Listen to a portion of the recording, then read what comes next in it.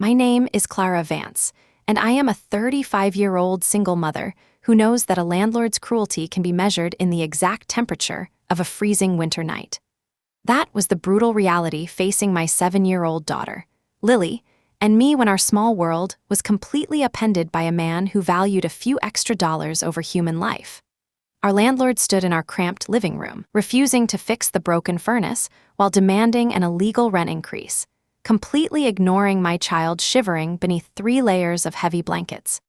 He did not care that the icy drafts were making my daughter severely ill or that we had a binding legal lease protecting our rights.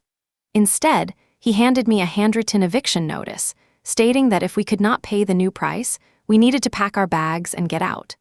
The air in the room was so cold I could see my own breath turning to mist as he spoke those heartless words. He looked at our modest furniture with complete disdain, treating us like garbage he wanted to sweep away.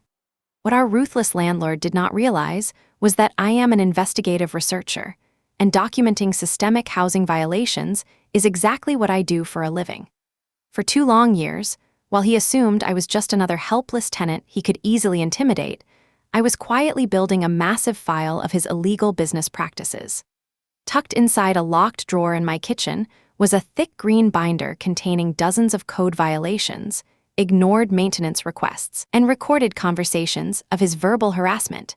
He showed up at our apartment with a heartless ultimatum to force us onto the frozen streets, but I was standing there with enough legal leverage to dismantle his entire real estate empire. I kept my expression completely blank as he ranted, refusing to give him the satisfaction of seeing me cry or panic. My professional training had taught me that predators become incredibly sloppy when they think they have absolute power over their victims. He thought he was dealing with a desperate victim, but he was actually dealing with his greatest threat. Before I tell you what happened when I finally opened that green binder, and I will tell you all of it, let me pause and say a warm hello.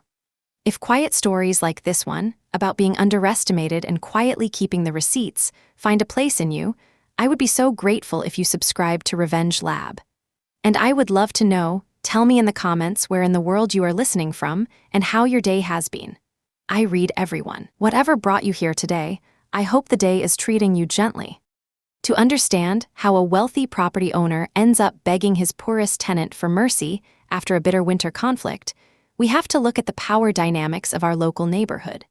We lived in a rapidly gentrifying urban district where affordable housing was disappearing, and property owners were aggressively cutting corners to maximize their monthly cash flow. The older families who had lived here for generations were being systematically driven out by skyrocketing costs and intentional neglect.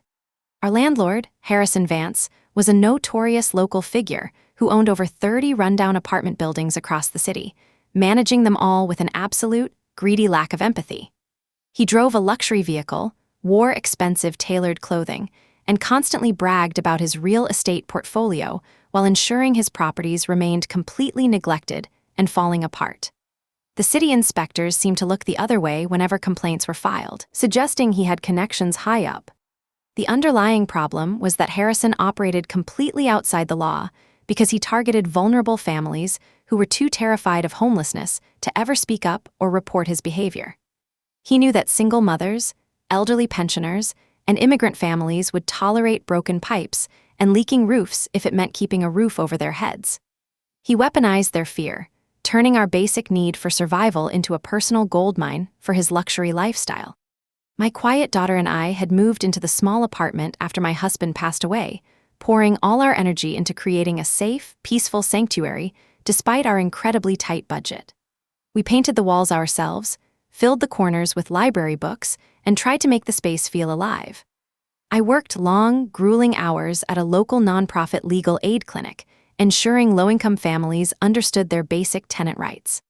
I was barely scraping together enough money for our own rent each month, but we were proud of our independence. When we first signed our lease, Harrison seemed perfectly polite, flashing a salesman's smile that completely masked his predatory nature.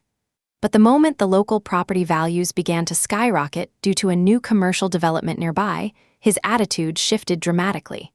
He stopped answering phone calls, ignored maintenance requests, and began looking for any excuse to break our agreement. That initial facade of professional politeness completely vanished the exact week the city experienced its worst sub-zero winter storm in over 3 decades. The weather reports had been warning us for days, but nothing could prepare our poorly insulated building for the freezing blast. During the freezing first week of January, our aging furnace gave out entirely with a loud, metallic clanking sound. The sudden silence that followed was absolutely terrifying as the indoor temperature began to plummet. I watched the thermostat drop lower and lower, eventually plunging our small apartment into a dangerous, bone-chilling cold that caused the indoor pipes to freeze. I immediately placed multiple urgent phone calls to Harrison, describing the emergency in detail. But my increasingly desperate updates were consistently greeted by an empty, automated voicemail recording or a dismissive text message telling me to buy a space heater. My daughter soon developed a severe, racking cough from the freezing indoor temperatures, her small chest heaving as she struggled to breathe. I used every blanket we owned, but the frost was literally forming on the inside of our bedroom windows.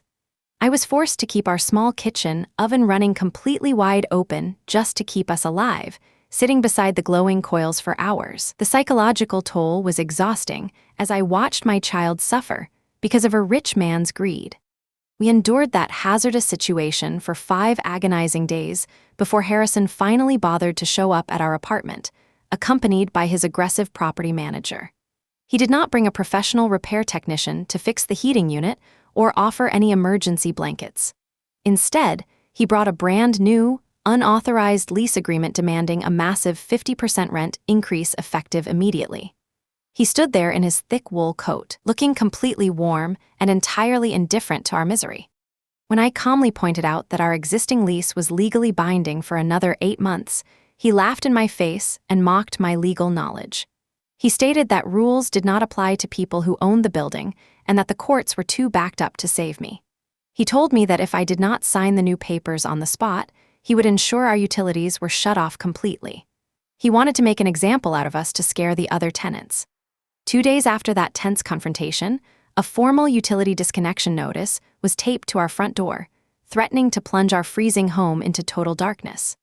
Harrison had falsely reported a major electrical emergency to the city power company, utilizing a corrupt loophole to bypass standard legal eviction channels.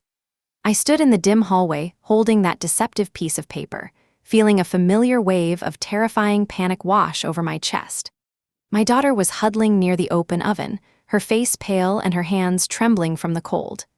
I realized right then that our landlord was actively trying to break my spirit, hoping I would simply pack up and disappear. He wanted us gone so he could remodel the unit and flip it to wealthy newcomers for triple the price. If I did not fight back immediately, my child and I would end up on the streets.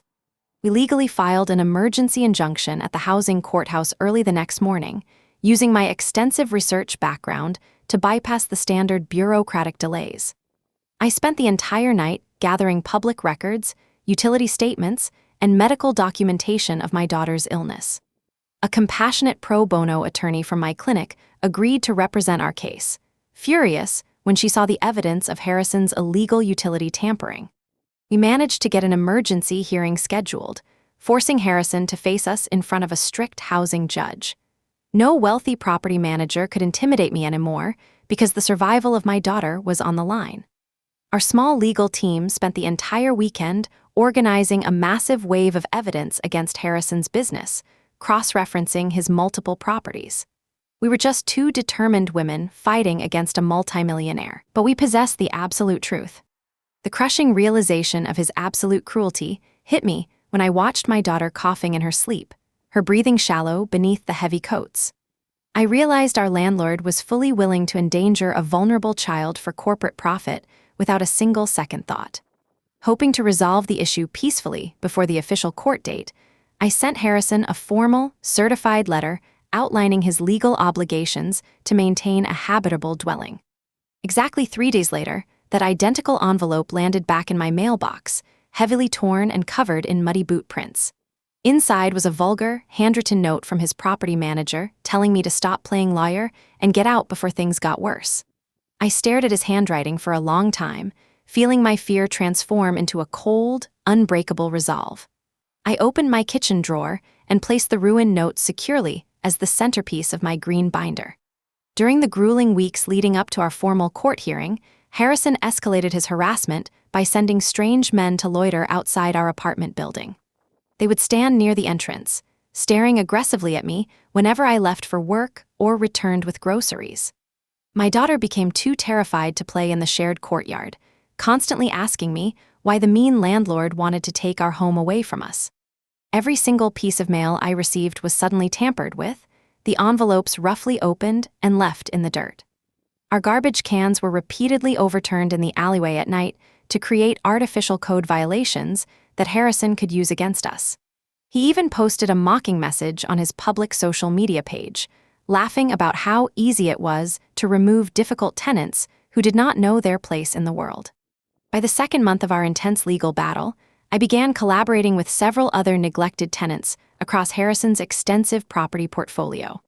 I visited his other buildings under the cover of darkness, meeting with frightened families who were living with black mold and broken plumbing.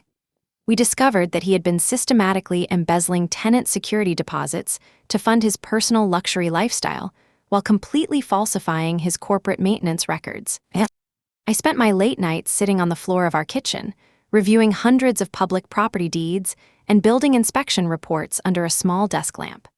We uncovered a massive web of structural neglect, illegal evictions, and hidden bank accounts that Harrison had spent over a decade quietly concealing. The scale of his corruption was absolutely staggering, involving millions of dollars stolen from working-class families who had no voice. When our joint investigation was finally completed, I received an anonymous tip from a former employee who had been wrongfully fired by Harrison's real estate firm. The individual provided me with a collection of internal corporate emails, explicitly detailing Harrison's deliberate plan to neglect the heating systems. The messages proved he wanted to freeze low-income families out of their homes to avoid paying legal relocation fees required by the city.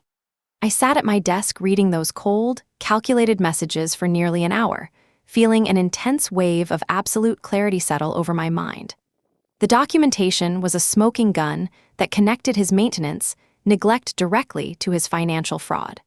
My daughter was finally recovering from her illness, and I possessed the exact piece of evidence that would permanently destroy our landlord's career and send him to prison. Our massive housing lawsuit officially went to trial on a stormy Tuesday morning, and the courtroom was packed to maximum capacity with local media and desperate tenants. Harrison arrived with a team of expensive corporate lawyers, looking completely confident that his wealth would easily shield him from any real accountability. He smirked at me from across the aisle, adjusting his expensive watch as if this entire proceeding was just a minor inconvenience. I Chinese letter T, OK, the witness stand, opened my green binder, and began presenting our extensive documentation directly to the visually appalled housing judge. I presented the ignored maintenance logs, the falsified utility reports, and the internal corporate emails that proved his entire business model was built on human suffering. The courtroom remained completely silent as the judge carefully reviewed the undeniable proof of Harrison's systemic cruelty. The absolute breaking point arrived when our attorney played the audio recordings of Harrison explicitly threatening to freeze my daughter out of our apartment. The corporate lawyers immediately attempted to object, claiming the recording was unauthorized, but the judge firmly overruled them, her face pale with righteous anger. She demanded that Harrison stand up and explain his disgusting behavior under oath, but his arrogant composure completely shattered on the spot. He began stuttering incoherently, his face turning a deep shade of crimson as the judge officially ordered an immediate freeze on all his corporate bank accounts. The wealthy predator was suddenly trapped in a cage of his own making, facing millions of dollars in structural fines and immediate criminal prosecution. He looked around the crowded room, but not a single person in that courtroom was willing to look him in the eye. The judge issued a historic ruling that afternoon, stripping Harrison of his property management licenses and appointing an independent receiver to take total control of his buildings. Our small apartment building was officially transitioned into a tenant-owned housing cooperative, ensuring that no predatory landlord could ever threaten our homes again. Harrison was forced to pay massive financial damages to every single family he had harmed, effectively bankrupting his fraudulent real estate empire. He left the courthouse in handcuffs, facing serious felony charges for corporate fraud and deliberate child endangerment as the crowd of tenants cheered in the streets. He spent a decade using his massive wealth to silence the vulnerable, but his absolute greed eventually led to his complete and total destruction. My daughter and I walked out of that courtroom into the crisp winter air, knowing our home was safe. True family is not defined by the size of your bank account or the number of properties you happen to own. Family is the community that stands together to protect each other when the winter is cold. That is my story: one freezing winter, one resilient child, and a green binder that changed everything. And that brings us to the end of today's story. If you stayed with me all the way to the end, thank you, truly thank you for watching.